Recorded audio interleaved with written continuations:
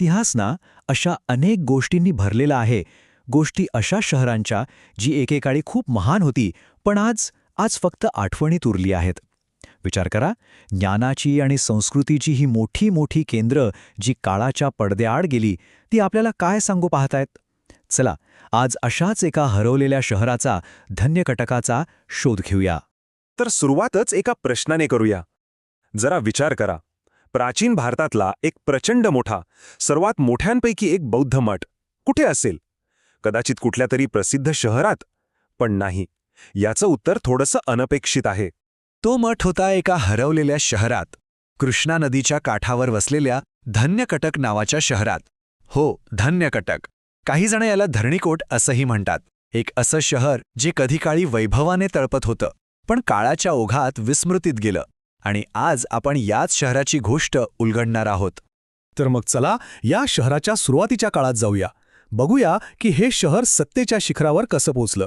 कारण धन्यकटक म्हणजे काही साधंसुधं शहर नव्हतं. ते दख्खनवर राज्य करणाऱ्या शक्तिशाली सातवाहन साम्राज्याची राजधानी बनलं होतं.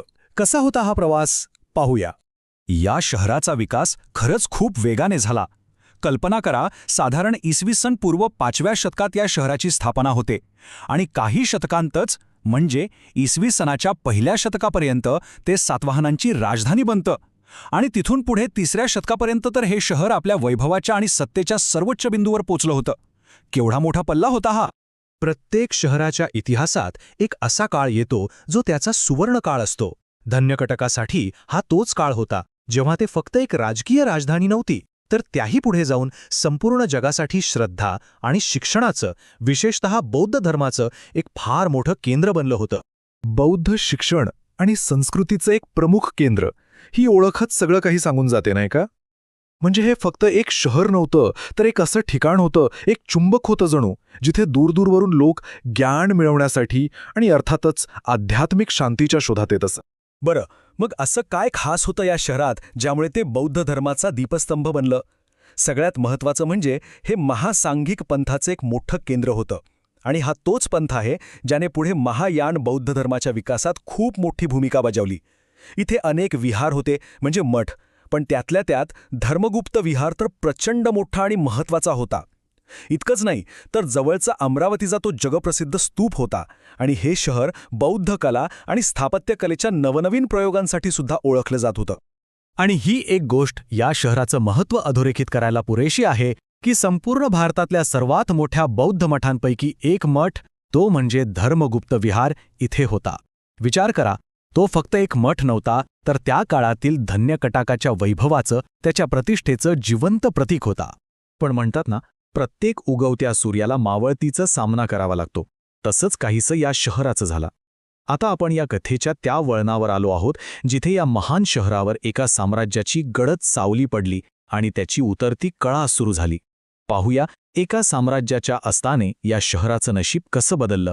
बघा, या महान शहराचा अंत काही एका रात्रीत झाला नाही. तो हळूहळू टप्प्याटप्प्याने झाला. पहिली पायरी होती 3ऱ्या शतकात सातवाहनांचा झालेला अस्त. ज्यांच्यामुळे शहराला वैभव मिळालं, तेच गेले. त्यामुळे शहराने आपला सर्वात मोठा आधार आणि राजधानीचा दर्जा दोन्ही गमावला.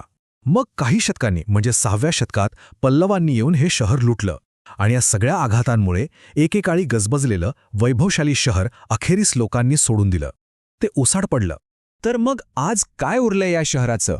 आणि त्याची ही गोष्ट आज आपल्यासाठी महत्त्वाची का आहे?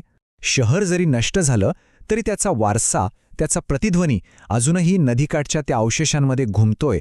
तो पूर्णपणे पुसला गेलेला नाही. थोडक्यात सांगायचं झालं तर धन्यकटक म्हणजे काय लक्षात ठेवायचं, तर आजच्या आंध्र प्रदेशात कृष्णा नदीच्या काठावरचं एक प्राचीन शहर, जे आधी सातवाहनांची राजधानी म्हणून ओळखलं गेलं आणि नंतर महासंघिक पंथाचं एक जागतिक दर्जाचं बौद्ध केंद्र म्हणून भरभराटीला आलं.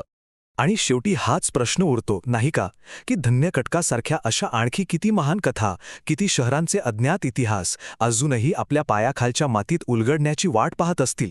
विचार करायला लावणारी गोष्ट आहे ही.